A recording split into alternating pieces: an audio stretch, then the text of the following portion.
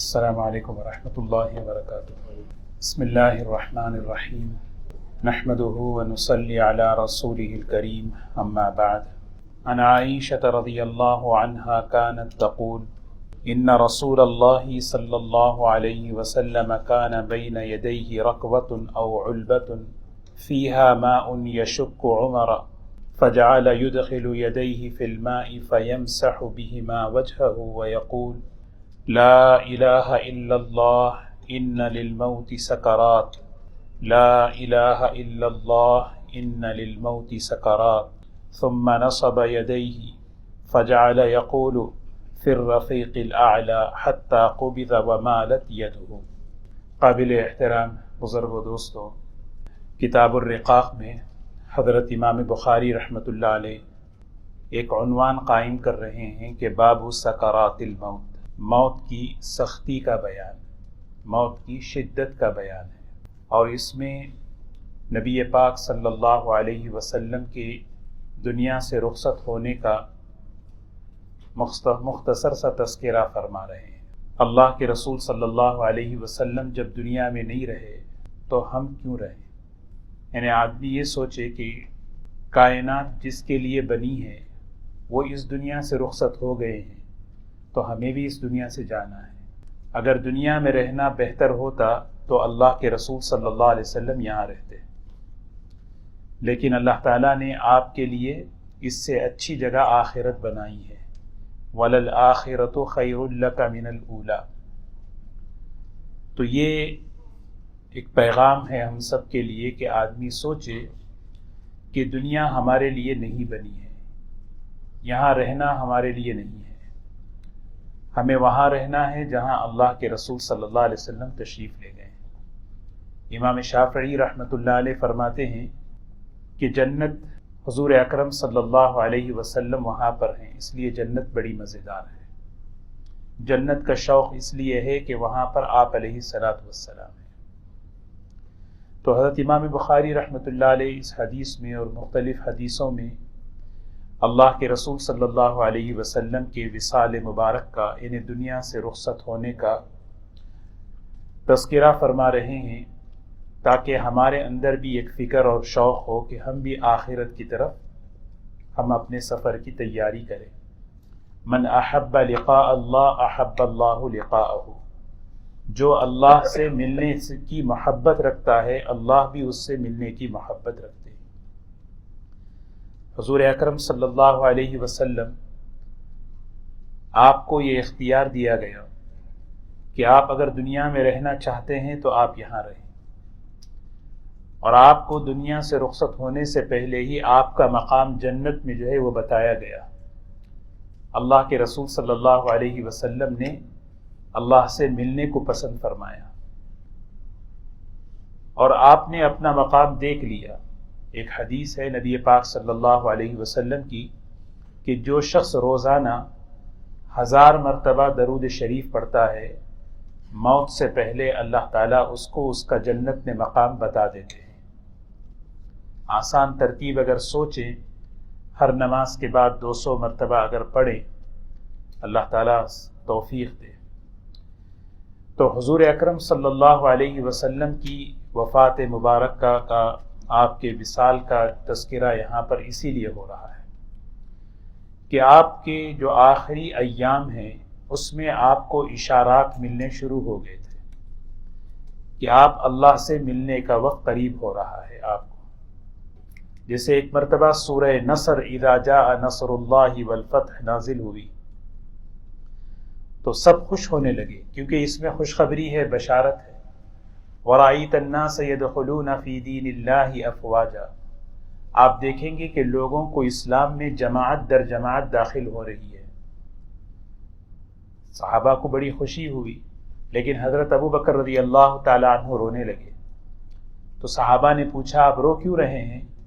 فرمایا اس میں حضور اکرم صلی اللہ علیہ وسلم کے دنیا سے رخصت ہونے کا اشارہ ہے۔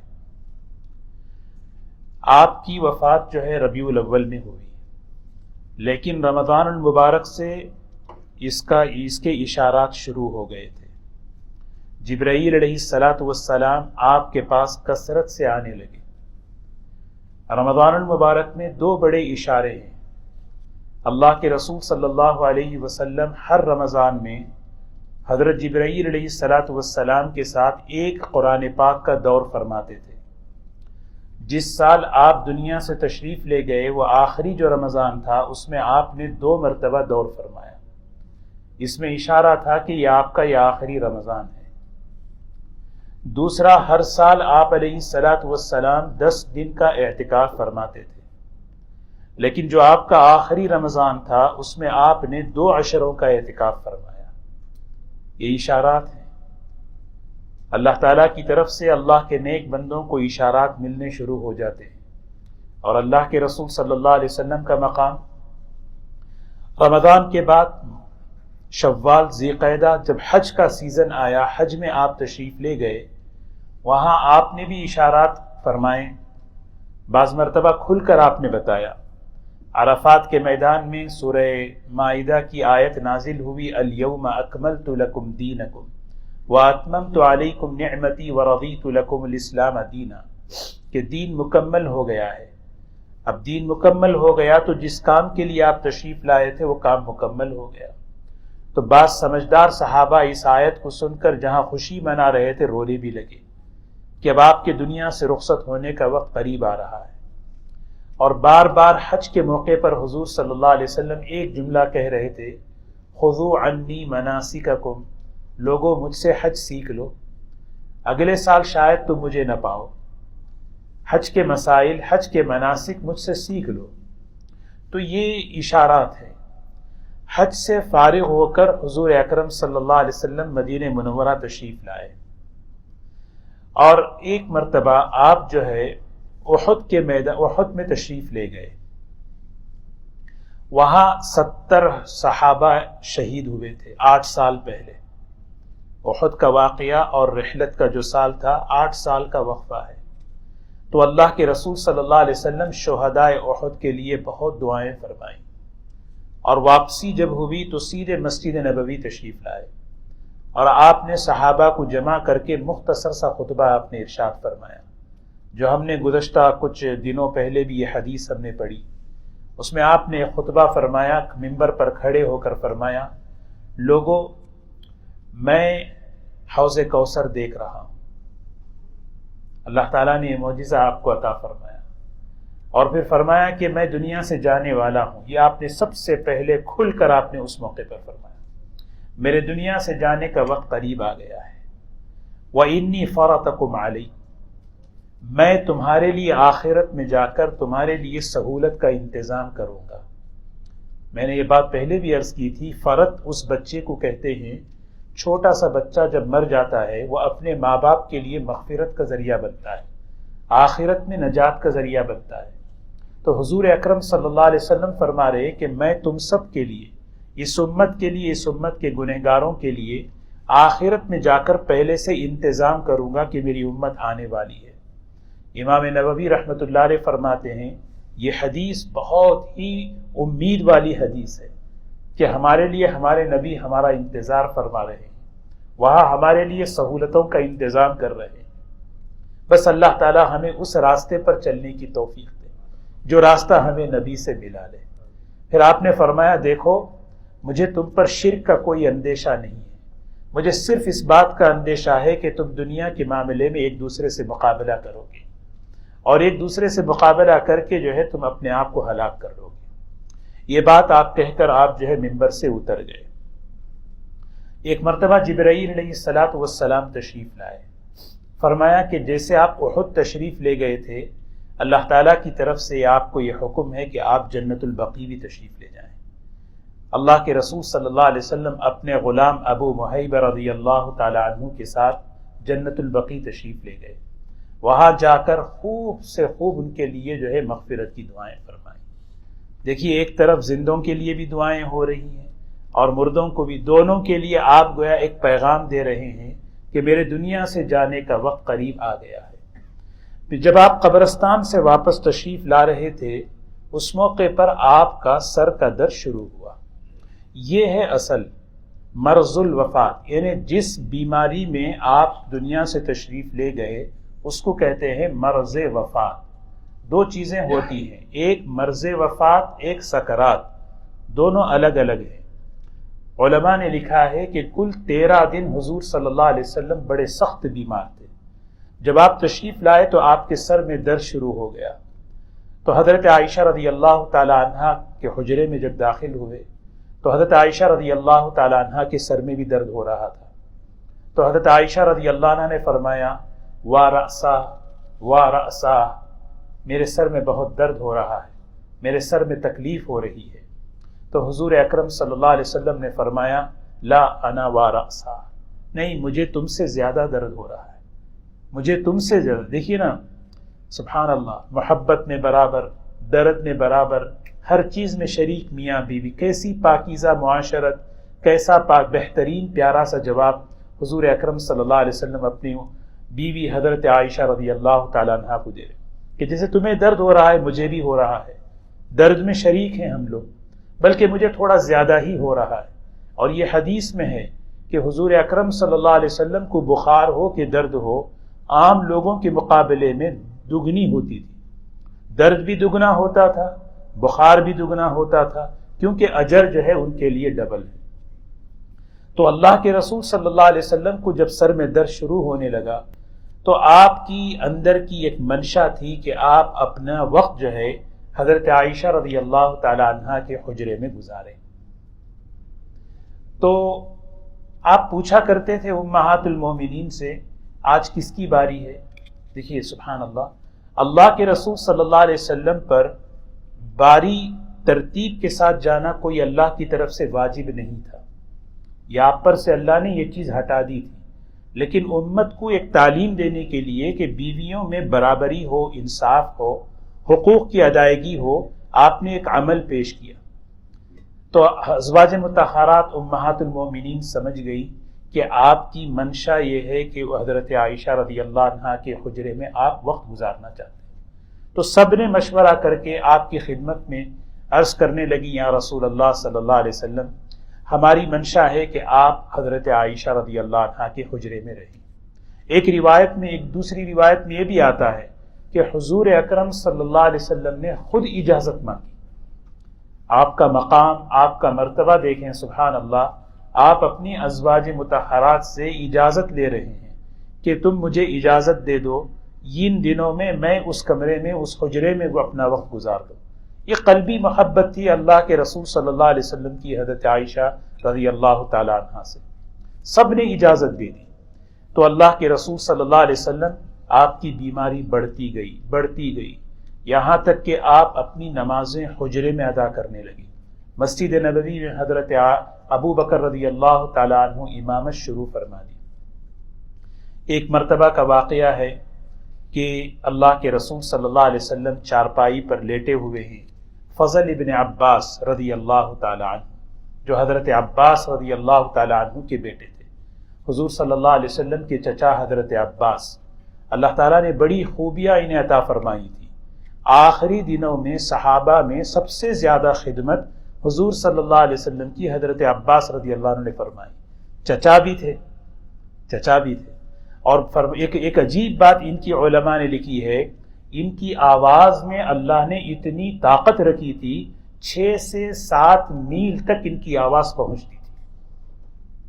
6 سے 7 میل تک اگر یہ آواز لگائیں، ایسی آواز ان کو اللہ نے بھاری عطا فرمائی۔ تو ان کے بیٹے تھے فضل ابن عباس۔ فضل ابن عباس آئے، سر پر پٹی بندھی ہوئی تھی، آپ چارپائی پہ لیٹے ہوئے ہیں۔ آپ نے فضل ابن عباس کو بلایا، کہا کہ میرے سر کی اس پٹی کو اور مضبوط کر دو، اور ٹائٹ باندھ دو، سر میں شدید قسم کا درد۔ فرمایا مجھے سہارا دے کر بٹھاؤ، اور فرمایا مجھے لے کر چلو۔ اللہ کے رسول صلی اللہ علیہ وسلم حضرت عباس اور فضل ابن عباس، ایک روایت میں حضرت علی، حضرت فضل ابن عباس، دونوں کا سہارا لے کر مسجد میں تشریف لائے۔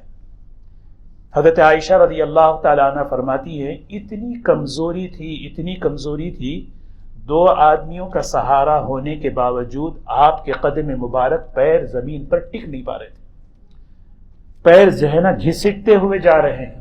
کارپیٹ تو نہیں تھا، نہ ٹائلز تھے، مٹی تھی۔ حضرت عائشہ رضی اللہ تعالیٰ عنہ فرماتی ہیں اتنی کمزوری تھی کہ آپ کے قدم مبارک کے نشانات زمین پر پڑ رہے تھے، شدید قسم کا بخار تھا۔ 2 علاج آپ بڑے اہتمام سے اس موقع پر فرمائیں۔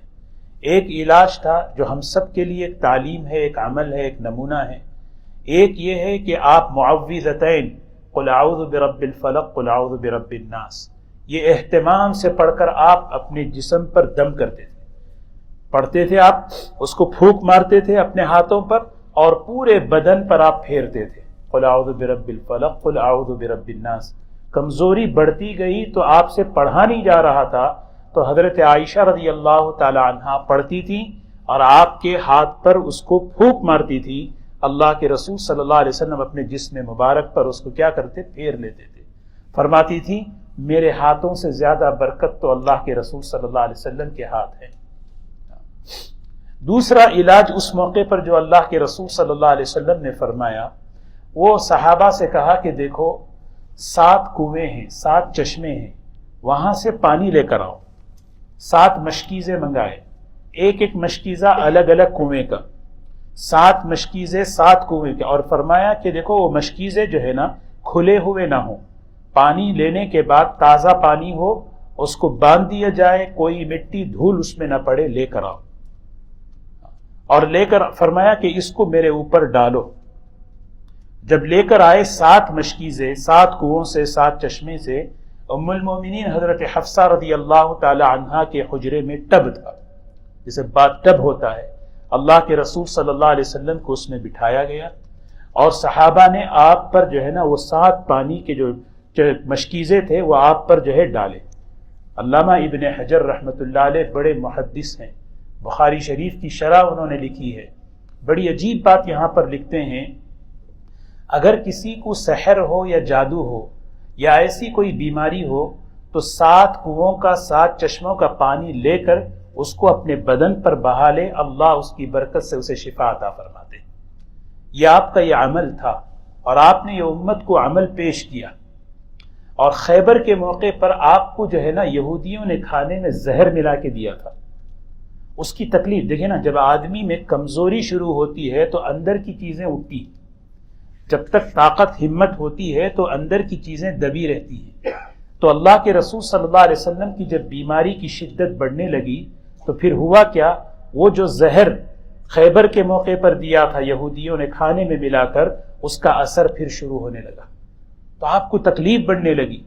تو علماء فرماتے ہیں یہ بھی ایک مقصد تھا آپ کو پانی کا مشکیزیں منگا کر اپنے اوپر ڈالنے کا۔ تو حضرت فضل ابن عباس، حضرت علی رضی اللہ تعالیٰ عنہ نے آپ کو بٹھایا اور اس موقع پر آپ نے ایک مختصر سا خطبہ اور آخری خطبہ، بس یہ آخری خطبہ ہے، اس آخری خطبے میں آپ نے صحابہ کرام سے کچھ باتیں ارشاد فرمائیں۔ سب سے پہلے آپ نے فرمایا، دیکھا حضرات صحابہ، انصار اور مہاجرین سب کے سب بیٹھے ہوئے، اللہ کے رسول صلی اللہ علیہ وسلم کے سر مبارک پر پٹی بندھی ہوئی ہے، جسم بالکل جو ہے نا اضمحلال اور کمزوری کی وجہ سے آواز بھی کمزور، آپ نے جو ہے نا بڑے دعاؤں کے ساتھ آپ نے جو ہے مجمع کو رخصت کیا۔ آباکم اللہ، حفظکم اللہ، رزقکم اللہ، رفعکم اللہ، اللہ تعالیٰ تمہیں عزت دے، اللہ تمہاری مدد کرے، اللہ تمہیں برکتیں عطا فرمائے۔ پھر آپ نے صحابہ کرام کو نصیحتیں فرمائیں، اس میں ہمارے لیے بڑے سبق ہیں۔ سب سے پہلی بات فرمائی، دیکھو ایک طرف مہاجر ہیں، ایک طرف انصار ہیں، فرمایا انہوں نے، انصار نے ہماری بڑی نصرت کی ہے، ان کے ہم سب پر بڑے احسانات ہیں۔ فرمایا خاص طور پر مہاجرین سے ہمیشہ ان کے احسانات کو یاد رکھو، اگر ان سے کوئی غلطی ہو جائے تو انہیں معاف کر دینا۔ پھر دوسری بات فرمائی، اللہ تعالیٰ کی طرف سے ایک بلاوا مجھے آیا ہے، ایک فرشتہ آ کر اس نے کہا ہے کہ مجھے چلنا ہے یا رہنا ہے، میں نے تو چلنے کو پسند کر لیا۔ جیسے ہی یہ بات آپ نے فرمائی، حضرت ابو بکر رضی اللہ تعالی عنہ داہنی طرف بیٹھے ہوئے تھے، انہوں نے رونا شروع کر دیا۔ تو اللہ کے رسول صلی اللہ علیہ وسلم نے دیکھا ابو بکر رو رہے ہیں، تو آپ نے حضرت ابو بکر کے فضائل بیان کرنے شروع کر دیے کہ ابو بکر یہ وہ ہیں کہ جن کے احسانات کا بدلہ میں ادا کر نہیں سکتا، سب کے احسان کا بدلہ میں نے ادا کر دیا، کل قیامت کے دن اللہ ابو بکر کے احسان کا بدلہ ادا کرے گا۔ پھر آپ نے فرمایا دیکھو جتنے کھڑکیاں اور دروازے مسجد کی طرف کھلتے ہیں سب کو بند کر دو سوائے ابو بکر کے. ابو بکر کا دروازہ یہ مسجد کی طرف کھلا رہے گا، یہ آج تک بھی کھلا ہوا ہے. پھر آپ نے فرمایا دیکھو میں نے ایک جماعت تیار کی ہے اور اس جماعت کے امیر میں نے اسامہ کو بنایا ہے. بالکل نوجوان 19 سال کے تھے. میں نے سنا ہے کہ تم نے ان کی امارت پر اعتراض کیا ہے. جب میں نے ان کے والد کو امیر بنایا تھا اس وقت بھی اعتراض تم نے کیا تھا. منافقین اعتراض کیے تھے، ایک نوجوان 19 سالہ لڑکے کو اتنے بڑے بڑے لوگوں کا امیر بنا دیے. اعتراض تھا، منافق اعتراض کر رہے تھے. فرمایا میں نے ان کو امیر بنا دیا اس قافلے کا، اس جماعت کا. انفذوا جیش اسامہ، اسامہ کا لشکر تو ہر حال میں روانہ ہوگا. پھر آپ نے فرمایا دیکھو پچھلی قومیں جو ہے اپنے نبیوں کی قبروں کو جو ہے سجدگاہ بناتی تھی. میں خاص طور پر تمہیں تنبیہ کرتا ہوں میرے دنیا سے رخصت ہونے کے بعد میری قبر کو عبادت گاہ، سجدگاہ، عید کی جگہ نہ بنانا، میلے کی جگہ، جڑنے کی جگہ نہ بنانا. میلہ ہوتا نا. پھر فرمایا حضرت فاطمہ رضی اللہ تعالی عنہ، حضرت صفیہ رضی اللہ تعالی عنہ امہات المؤمنین کی طرف اشارہ کر کے میرے گھر والوں کا اکرام کرتے رہنا. اور پھر خاص طور پر اپنی بیٹی اور اپنی پھوپھی کی طرف خطاب کر کے فرمایا کہ دیکھو آخرت آنے والی ہے، اس زوم میں مت رہنا کہ تم نبی کی بیٹی اور نبی کی پھوپھی ہو، وہاں تو اللہ تعالیٰ عمل دیکھیں گے. یہ بات آپ ارشاد فرما رہے ہیں، یہ میرے ذہن میں کچھ باتیں. پھر اس کے بعد آپ نے ایک بات فرمائی، میں انسان ہوں، ہو سکتا ہے مجھ سے غلطی ہو، میں نے کسی پر ہاتھ اٹھایا ہے یا میں نے کسی سے کچھ لیا ہے مال یا میں نے کسی کی عزت پر کوئی بات کہی ہے، آج وہ آئے میرے سے معاملہ صاف کر لے. یہ ہمیں سکھا رہے ہیں کہ صفائی، معاملات کی صفائی کا کتنا لحاظ کرنا ہے. حضور اکرم صلی اللہ علیہ وسلم کیا کس کو کہہ سکتے ہیں؟ بولے. ایک صحابی کھڑے ہو کر کہنے لگے کہ 3 درہم آپ نے مجھ سے لیا تھا. آپ نے فرمایا بس ذرا یاد دلا دو. کہا ایک مرتبہ فقیر آیا، سوال کیا، آپ کے پاس تھے نہیں، آپ نے کہا کہ دے دو بعد میں مجھ سے لے لینا، میں نہیں لیا. فرمایا فضل ابن عباس سے کہ وہ میرے 3 درہم انہیں دے دو. پھر اس کے بعد کہنے لگے کسی کے ساتھ میں نے کوئی زیادتی کی. حدیث میں آتا ہے آپ نے صحابہ سے معافی مانگی. سوچیں حضور صلی اللہ علیہ وسلم کی ذات اقدس سے کسی کو تکلیف پہنچ سکتی ہے؟ صحابہ تو آپ پر جان چھڑکنے والے تھے، لیکن آپ امت کو عمل بتا رہے، نمونہ بتا رہے ہیں کہ آدمی آخرت کی کیسی تیاری کرے، کیونکہ حقوق العباد کا معاملہ بڑا اہم ہے. معاملات کی صفائی کا مسئلہ بڑا اہم ہے. آپ نے امت کے سامنے ایک پیغام دیا، اس طرح آخرت کا سفر کرنا ہے کہ میرے ذمے کسی کا حق نہ ہو، حشر کے میدان میں کوئی میرا گریبان نہ پکڑے بس. کیونکہ ایک پائی کے بدلے میں وہاں تو نمازیں لی جاتی ہیں، ایک پائی کے بدلے، یہاں تو جو ہے نا آدمی کو ایک پائی کے بدلے میں مقبول نمازیں لی جاتی ہیں. یہ دوستو یہ ہے اصل چیز، اس کی آدمی فکر کرے کہ ہمارا سفر ہے آخرت کا. اور اللہ کے رسول صلی اللہ علیہ وسلم کیسی تیاری فرما رہے ہیں، معافی مانگ رہے ہیں، معاملات کی صفائی کر رہے ہیں. دل سے ایسا نہیں ہے کہا سنا معاف نہیں ہے، بلکہ آپ بالکل وضاحت کے ساتھ. عورتوں کے مجمع میں، ازواج مطہرات کے حجرات میں عورتیں جمع ہوئی، وہاں جا کر بھی آپ نے یہی خطبہ آپ نے عورتوں سے فرمایا. پھر اس کے بعد اللہ کے رسول صلی اللہ علیہ وسلم اپنے حجرے میں تشریف لائے. بیماری بڑھتی گئی یہاں تک کہ پیر کا دن، جس دن حضور اکرم صلی اللہ علیہ وسلم دنیا سے رخصت ہوئے، فجر کی نماز کا وقت تھا. حضرت ابو بکر رضی اللہ تعالی عنہ فجر کی نماز پڑھا رہے ہیں. اللہ کے رسول صلی اللہ علیہ وسلم حضرت عائشہ رضی اللہ عنہ کے حجرے پہ بیٹھے، پردہ لگا ہوا ہے. آپ نے پردہ ہٹایا اور حضرات صحابہ پر محبت بری نگاہ ڈالی. علماء بڑی عجیب بات فرماتے ہیں کہ جس وقت اللہ کے رسول صلی اللہ علیہ وسلم دنیا میں تشریف لائے، ایک بھی اللہ کا اللہ کہنے والا نہیں تھا. اور جس وقت دنیا سے جا رہے ہیں آپ، ایک بڑی جماعت صحابہ کی اللہ کی عبادت میں کھڑی ہے. اس کو دیکھا اور دیکھ کر بڑی خوشی ہوئی. حدیث میں آتا ہے بخاری شریف کی میں حضرت حسن بصری رحمۃ اللہ علیہ کا قول ہے، من قرۃ الرجل ان یری حبیبہ فی طاعۃ اللہ. من قرۃ الرجل، آدمی کی آنکھوں کی ٹھنڈک یہ ہے آدمی اپنے بچوں کو اللہ کی اطاعت میں دیکھے۔ اللہ کے رسول صلی اللہ علیہ وسلم دیکھ رہے ہیں اس مجمع کو، جیسے ہی صحابہ کی نگاہ پڑی حضور صلی اللہ علیہ وسلم پر، حضرت ابو بکر پیچھے کو ہٹنے لگے، شاید آپ آئیں نماز کے لیے، اور صحابہ بڑے خوش ہونے لگے، دیکھ رہے ہیں۔ تو اللہ کے رسول صلی اللہ علیہ وسلم نے حضرت ابو بکر کو اشارہ کیا کہ نماز آپ پڑھائیں، آپ نماز کو جو ہے مکمل کریں۔ پھر آپ نے اپنا پردہ جو ہے اس کو گرا دیا، نماز سے فارغ ہوئے، حضرت ابو بکر اور حضرت علی رضی اللہ عنہ اندر تشریف لائے، دیکھا چہرے پہ بڑی بشاشت تھی۔ جس دن انتقال ہو رہا ہے، زوال سے پہلے چاش کے وقت میں آپ دنیا سے تشریف لے گئے، کچھ گھنٹوں پہلے آپ کے چہرے پہ بشاشت تھی۔ علماء نے بڑی عجیب حکمت لکھی ہے کہ کیا وجہ ہے، موت سے پہلے چہرے پر جو انوارات ہوتے ہیں، موت سے پہلے چہرے پر جو بشاشت ہوتی ہے، وہ اصل اس کی وجہ کیا ہے؟ اللہ کے نیک بندوں کی ان کی جو عبادتیں ہوتی ہیں، ان کے جو ذکر ہوتا ہے، ان کی جو تلاوت ہوتی ہے، اس کے انوارات اللہ تبارک و تعالی موت سے پہلے ان پر ظاہر کر دیتے ہیں۔ وہ اصل میں بشاشت نہیں تھی، وہ چہرے کے انوارات، وہ اعمال کے انوارات تھے۔ ایک عام انسان کے ساتھ یہ معاملہ ہے تو اللہ کے رسول صلی اللہ علیہ وسلم کے ساتھ کیسا؟ تو حضرت ابو بکر رضی اللہ تعالیٰ عنہ نے دیکھا، ماشاءاللہ آپ کی طبیعت اچھی ہے، کئی دن سے خدمت میں لگے ہوئے ہیں، فرمایا اگر آپ اجازت دے تو میں اپنی اہلیہ سے مل لے آؤں۔ ایک تو گھر یہ تھا مسجد سے جڑا ہوا، دوسری اہلیہ تھوڑا دور رہتی تھی۔ آپ نے فرمایا ٹھیک ہے جاؤ۔ تو صحابہ تو انتظار کر رہے تھے مسجد میں۔ جب حضرت ابو بکر رضی اللہ عنہ باہر نکلے، پوچھا طبیعت کیسی ہے؟ کہا بہت اچھی طبیعت ہے، بشاشت بہت اچھی ہے۔ صحابہ کو بڑی خوشی ہوئی۔ 13 دن سے مسلسل سخت بیماری، کمزوری، اور آج سننے کو مل رہا ہے کہ طبیعت اچھی ہے، تو حضرات صحابہ اپنے اپنے کاموں میں نکل گئے، مسجد خالی ہو گئی۔ جب سب کچھ نکل گئے تو اللہ کے رسول صلی اللہ علیہ وسلم پر اب سکرات شروع ہوئی۔ جب سکرات شروع ہوئی، سکرات کیا ہے؟ سکرات کہتے ہیں موت کی ایسی شدت اور ایسی سختی جس میں انسان کی عقل جو ہے اس کا شعور معوف ہو جائے۔ اللہ تعالیٰ آسان فرمائے۔ بنی اسرائیل کی ایک جماعت سفر کر رہی تھی، قبرستان پر سے گزری۔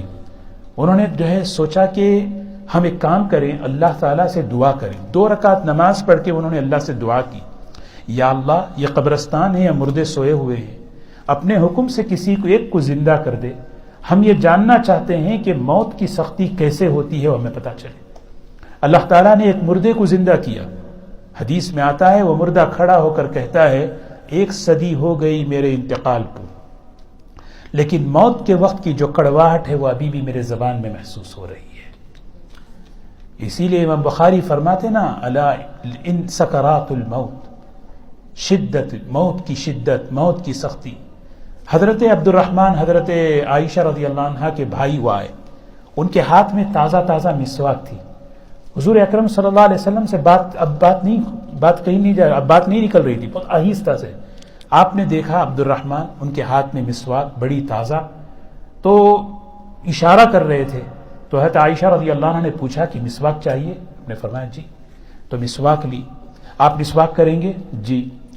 میں اس کو چبا کے دوں، نرم کر کے دوں؟ آپ نے فرمایا جی۔ تو حضرت عائشہ رضی اللہ تعالیٰ عنہ نے مسواک کو جو ہے نا چبایا، نرم کیا، اس کے ریشوں کو نرم کیا اور آپ کو دیا۔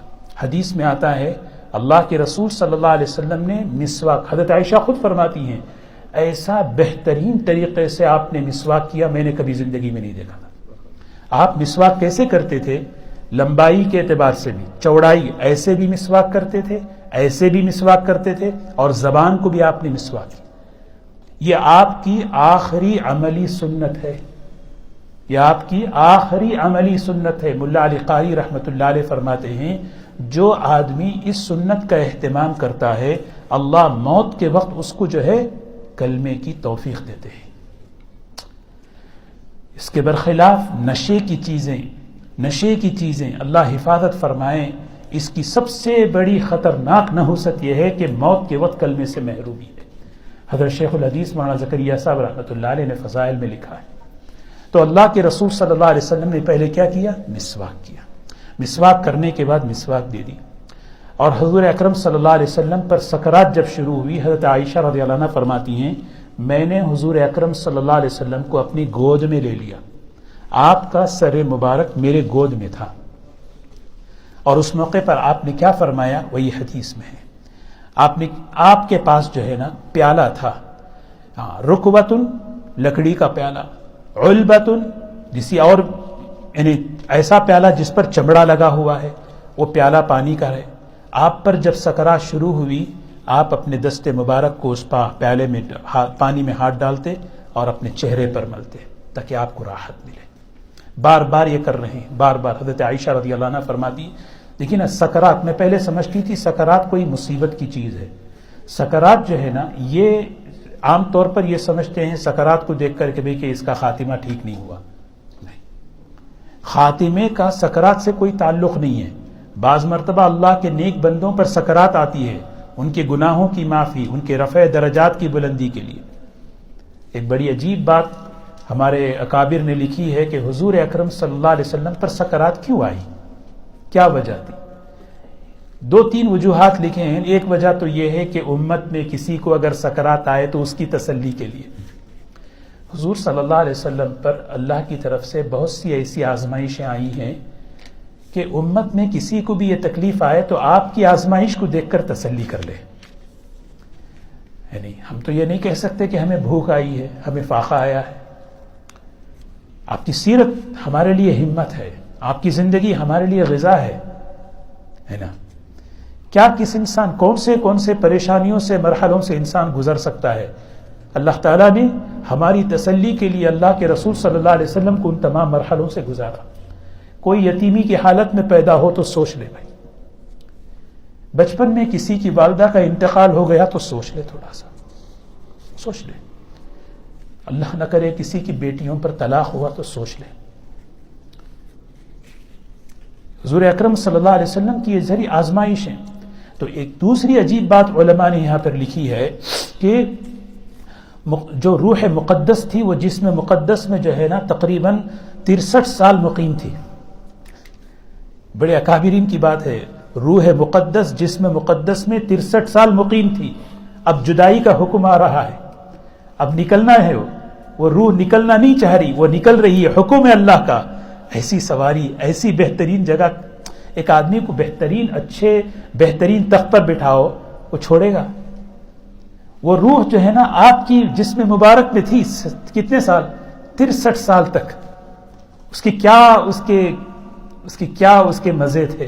اب اسے حکم ہو رہا ہے کہ اب نکلنا ہے یہاں سے۔ تو حضور اکرم صلی اللہ علیہ وسلم پر جب سکرات ہوئی تو آپ ہاتھ اٹھائے۔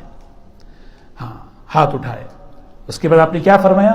لا الہ الا اللہ ان للموت سکرات، لا الہ الا اللہ، اللہ کے سوا کوئی عبادت کے لائق نہیں، ان للموت سکرات، یقیناً سکرات موت کی سختی ہے، اللہم اغفر لی وارحمنی، اے اللہ میری مغفرت فرما، اے اللہ مجھ پر رحم فرما، والحقنی بالرفیق الاعلی، اے اللہ میں رفیق اعلیٰ سے ملنا چاہتا ہوں۔ یہ آپ کی زبان مبارک سے جملہ نکلا، ہاتھ نیچے کی طرف گر گئے۔ اور حضرت عائشہ رضی اللہ عنہ فرماتی ہیں آپ کی گردن مبارک داہنی طرف مڑی اور جھک گئی، اور منہ سے لعاب مبارک نکلا تو ایسی خوشبو تھی اس میں نے ایسی خوشبو کبھی نہیں سنی۔ بھئی پریشان تھی، کیا ہو رہا ہے؟ حضور اکرم صلی اللہ علیہ وسلم کو انہوں نے لٹایا، آپ پر ایک چادر ڈالی، امہات المؤمنین اس میں سب سے زیادہ معمر حضرت ام سلمہ رضی اللہ تعالیٰ عنہ، بلایا ادھر صحابہ کو، ہلموا الی رسول اللہ صلی اللہ علیہ وسلم، حضور صلی اللہ علیہ وسلم کے پاس آؤ، دیکھو کیا ہو رہا ہے۔ ادھر امہات المؤمنین جمع ہو گئے، مغیرہ ابن شعبہ حضرت عمر رضی اللہ عنہ آئے۔ تو اس موقع پر حضرت عمر رضی اللہ عنہ نے دیکھا، فرمایا نہیں گھبرانے کی بات نہیں، غشی طاری ہوئی ہے، ٹھیک ہو جائے گا۔ لیکن حضرت مغیرہ ابن شعبہ رضی اللہ عنہ نے دیکھا، کہنے لگے نہیں، آپ دنیا سے رخصت ہو گئے، آپ کی آنکھوں میں آنسو آ گئے۔ حضرات صحابہ پریشان، حضرت عمر رضی اللہ عنہ تلوار نکال لیے۔ کوئی اگر یہ کہے، کیا دیکھے نا، ایک وقت تھا حضرت عمر رضی اللہ تعالیٰ عنہ نعوذ باللہ قتل کرنے کے لیے تلوار لے کر چلے تھے، اور ایک وقت ایسا اللہ لایا ہے کہ وہ یہ کہہ رہے ہیں کہ اگر کوئی یہ کہے کہ محمد صلی اللہ علیہ وسلم کا انتقال ہو گیا، اس کی گردن اڑا دوں گا۔ حضور اکرم صلی اللہ علیہ وسلم اتنی محبت آ گئی۔ حضرت ابو بکر رضی اللہ عنہ کو اطلاع ملی، تشریف لائے، آپ کمرے میں آئے، چادر مبارک کو ہٹایا، آپ دیکھتے ہی سمجھ گئے کہ آپ دنیا سے رخصت ہو چکے ہیں، پیشانی کو بوسہ دیا، آپ نے فرمایا وا رفیقا وا حبیبا طبت حیا و میتا، طبت حیا و میتا، میرے ساتھی، میرے دوست، میرے نبی، زندگی بھی آپ کو مبارک، آپ کا دنیا سے رخصت ہونا بھی آپ کو مبارک ہو۔ پھر اس کے بعد باہر نکلے، آپ نے حضرت عمر کا ہاتھ پکڑا، فرمایا تلوار پھینکو، اور صحابہ کو جمع کیا، ممبر پر کھڑے ہوئے، اور آپ نے قرآن پاک کی ایک آیت پڑھی، وما محمد الا رسول قد خلت من قبله الرسل افإن مات او قتل انقلبتم على اعقابكم ومن ينقلب على عقبيه فلن يضر الله شيئا وسيجزي الله الشاكرين۔ حضرت عمر فرماتے ہیں کہ مجھے ایسا لگا کہ یہ آیت آج ہی نازل ہوئی، اس میں یہی ہے کہ محمد صلی اللہ علیہ وسلم اللہ کے رسول ہیں، انسان ہیں، اگر وہ دنیا سے چلے گئے تو کیا دین سے ہٹ جاؤ گے؟ پہلے بھی پیغمبر آئے چلے گئے، دین سے نہیں ہٹے، ہاں وہ نقصان اپنا ہی کرے گا۔ تو یہ اللہ کے رسول صلی اللہ علیہ وسلم کے دنیا سے رخصت ہونے کا تذکرہ ہے، جس کو حضرت امام بخاری رحمۃ اللہ علیہ نے مختلف حدیثوں میں بیان فرمایا۔ ہمارے لیے اس میں یہ ہے کہ ہمیں بھی اسی راستے پر چلنا ہے جس راستے پر اللہ کے رسول صلی اللہ علیہ وسلم چلے اور ہمیں بتائے ہیں، تاکہ ہمارا حشر آپ کے ساتھ ہو، آپ کے مبارک ہاتھوں آب کوثر ہم پئیں، آپ کے جوار میں ہمیں اللہ تعالیٰ، آپ کے قدموں میں اللہ ہمیں جگہ عطا فرمائے۔ اللہ تبارک و تعالیٰ ہمیں حضور اکرم صلی اللہ علیہ وسلم کی سچی محبت، سچی اتباع کی توفیق نصیب فرمائے۔